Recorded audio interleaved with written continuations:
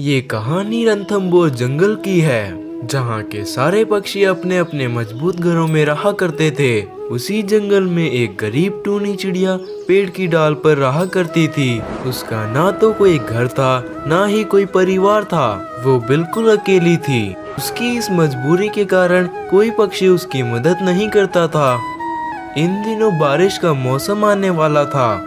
सभी पक्षियों ने अपने अपने घरों को मजबूत कर लिया था, ताकि बारिश के पानी से उन्हें किसी भी समस्या का सामना ना करना पड़े। एक दिन टूनी चिड़िया डाल पर बैठी हुई थी, तभी उसके पास कुछ पक्षी आते हैं। अरे देखो पक्षियों, ये गरीब चिड़िया कैसे एक डाली पर बैठकर अपनी जिंदगी गुजार रही है।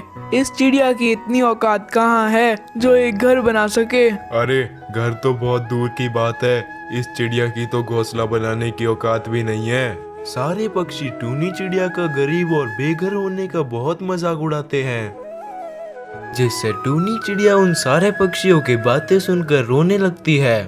फिर कुछ देर बाद वो पक्षी वहाँ से चले जाते हैं। आखिर क्यों भगवान जी, मैं इतनी गरीब क्यों हूँ? क्यों मेरे पास अपना घर नहीं है, ना ही मेरे पास अपना परिवार है? क्यों मैं ही इस संसार में अकेली हूँ? सारे पक्षी मेरी गरीबी का मजाक उड़ाते हैं। बेचारी टूनी चिड़िया वहीं डाल पर बैठकर अपने भाग्य को कोसने लगती है, और देखते ही देखते रात हो जाती है। और फिर टूनी चिड़िया उदास होकर उसी डाल पर सो जाती है। तभी बहुत तेज आवाज के साथ बारिश आती है और जंगल की सारी डालियां टूट जाती है। टूनी चिड़िया जिस पेड़ की डाल पर बैठी थी, वो डाल भी टूट जाती है, और उसकी वजह से टूनी चिड़िया को बहुत चोट भी लगती है। और फिर सुबह हो जाती है। टूनी चिड़िया उसी पेड़ की डाल पर नीचे जख्मी पड़ी थी।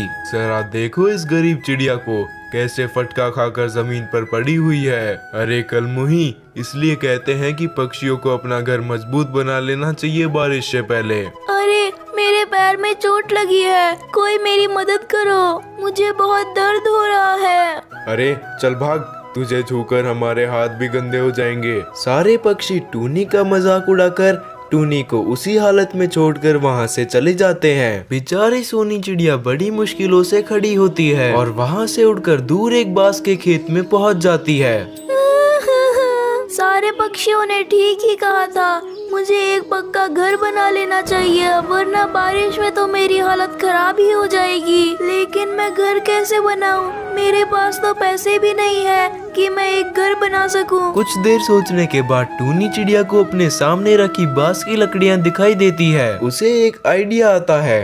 अरे वाह, यहाँ पर तो बहुत सारी बांस की लकड़ियाँ हैं। क्यों ना मैं इससे अपना घर बना लूं, ताकि मुझे बारिश में अपना सर छुपाने के लिए कोई जगह मिल जाए। टूनी चिड़िया वहाँ पर पड़ी बांस की लकड़ियों को एक जगह पर ले जाकर इकट्ठा करती है और उनसे अपना बांस का घर बनाने लगती है। कुछ दिनों की मेहनत के बाद टूनी चिड़िया अपना एक बहुत सुंदर सा बांस का घर बना लेती है और उसमें आराम से रहने लगती है। थोड़े दिन बाद जंगल में बहुत तेज तूफान आता है, जिससे जंगल के सभी पक्षियों के मजबूत घर भी नहीं झेल पाए और सबके घर टूटकर नीचे गिर जाते हैं। सभी पक्षी बहुत परेशान हो जाते हैं। अरे दोस्तों, इस तूफान ने तो हमारे मजबूत घरों को भी तोड़ दिया।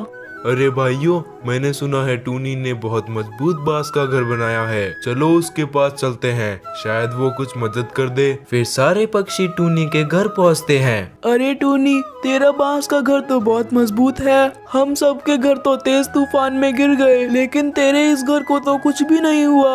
हाँ टूनी, हमने तुझे बहुत बुरा भला कहा, तेरी कभी मदद नहीं की। प्लीज हमें माफ कर दे, हम आज के बाद में तुझे उल्टा सीधा कुछ भी नहीं कहेंगे। तू प्लीज हमें अपने घर में रहने दे, हम पक्षी कहाँ जाएंगे।